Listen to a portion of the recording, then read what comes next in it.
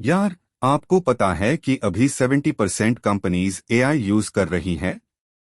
तो क्या आप भी जेमिनी एआई का उसे करके अपना काम 3x फास्ट कर सकते हो? आज हम देखेंगे कि जेमिनी एआई क्या है और भारत में इसका उपयोग कैसे करें।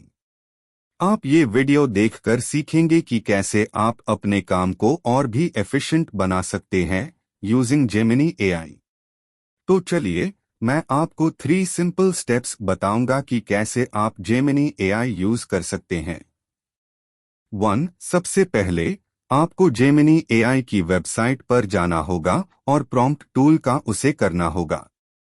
2. फिर आपको अपना प्रॉम्प्ट लिखना होगा, जैसे कि मुझे एक ईमेल लिखना है अपने क्लाइंट को। 3. और तो जेमिनी एआई आपके लिए वो ईमेल जनरेट कर देगा, बिल्कुल फ्री में। देखो ये कितना इजी है।